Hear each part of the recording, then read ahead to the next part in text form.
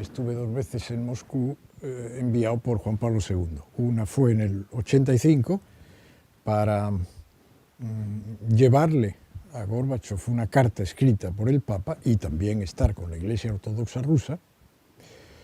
La segunda fue hacia el final del pontificado de Juan Pablo II para devolver a Rusia el icono de la Virgen de Kazán. Fueron 2 ocasiones de contacto con el patriarcado de Moscú. Recibimos una llamada del Kremlin diciendo: el señor Gorbachov le recibirá a ustedes el lunes por la mañana. Les enviaremos un coche desde el Kremlin, y así se hizo. En realidad, aquella ocasión fue el primer contacto personal con Gorbachov. Luego he tenido ocasión de saludarlo en otras ocasiones, cuando él había venido aquí a Roma, después de la muerte de su mujer, etc. Ciertamente se veía que era una persona bien diversa. Aquella colección funérea de retratos de Andropov, Gromyko, de una serie de personas ancianas, enfermas. Aquel era un hombre de 50 años, 150 y algún año entonces, lleno de vitalidad, con una facilidad para reír y para sonreír extraordinaria. Recuerdo un detalle anecdótico, pero le dijo al cardenal: Eminencia, no tenga usted miedo de mí, porque yo estoy bautizado. Claro, para nosotros fue una sorpresa, no se sabía.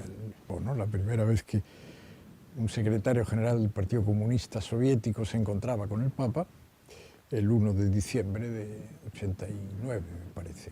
Hacía mes y medio, quizá un mes, que había caído el muro de Berlín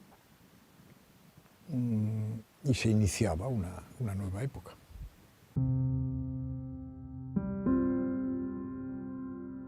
Las hipótesis de cómo se gestionó, por así decir, aquel atentado son no muchísimas, son pocas en realidad.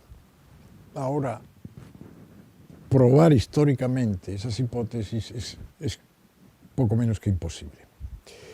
En primer lugar, Aliacha, de quien tengo una colección de cartas que él me escribía en distintas ocasiones desde la cárcel, cuando ya estaba en la cárcel, años después del atentado. Él no conocía más que el escalón sucesivo, pero por encima de aquella persona con quien él había tenido contactos, él no sabía nada, ¿no? Luego, cuando años después de la caída del muro, con Juan Pablo II estuvimos en Bulgaria, las autoridades nuevas, ya después de los cambios de Bulgaria, quisieron investigar en los archivos secretos de la policía anterior en Bulgaria si había algo sobre ese tema, y nos aseguraron que no pudieron encontrar nada. Algo similar nos llegó años después de Rusia, del antiguo, referido a los archivos del antiguo KGB.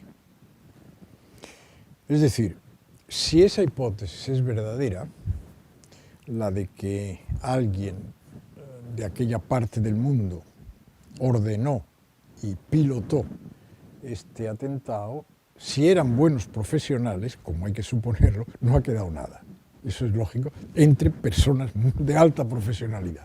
Eso es claro. Por tanto, no hay modo de probar esa hipótesis, aunque sigue siendo una hipótesis creíble, compartida por mucha gente, claro.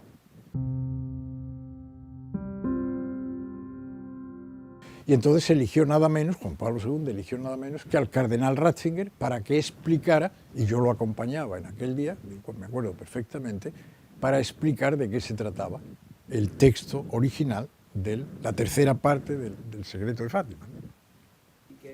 No me interesan personalmente ninguna de todas estas postinterpretaciones que no tienen ninguna base más que la pura fantasía humana, que no se ha dado todo, lo conozco de dentro y sé que se dio todo y fotocopiado. Que hay, todo eso no me interesa lo más mínimo. Me atengo exclusivamente a los textos y a lo que nos han transmitido ahora y antes, cuando estaban vivos los 3 videntes de Fátima, esos textos. La idea no se ha dado todo, es ridícula, no tiene base. ¿Han visto algo más que no se ha dado? No, en fin, son fantasías, no me interesan nada. Me atengo exclusivamente a los hechos porque los conozco, al menos esta tercera parte, cuando se dio el texto. Y sé que se dio en su integridad y fotocopiado para que se viera que era en su integridad. Todo eso lo veo que Dios hace las cosas, influye en la historia y las hace de un modo que a posteriori nos parece muy racional, pero inicialmente, cuando empezó Solidarność, y recuerdo que estaba en Varsovia en el 80, un año después de Solidarność, en Varsovia, ¿quién iba a pensar que pocos años después todo eso cambiaría, ¿no? Cuando tenías que mirarte detrás porque sabías que eras seguido por la policía secreta, donde no había libertad de nada, donde la gente pasaba hambre, donde era... Y aquello cambió. Y cambió en poco tiempo, insisto, cambió sin una violencia física en ningún caso. Se tuvo que pasar por muchos sacrificios, sobre todo las personas que vivían allí. No olvidemos que entre el primer viaje del Papa a Polonia, que fue el 79, y cuando cae el muro, 89, son 10 años. En esos 10 años yo creo, y estaba cerca de él, claro, que Juan Pablo II hizo lo que en Italia llaman un capolavoro, una obra maestra. Ese fue la obra maestra, ese periodo de 10 años, acompañados de mucha ilusión, y donde ocurrieron esas cosas que inició nuestra conversación, consagración del mundo a la Virgen de Fátima, etcétera, etcétera, etcétera.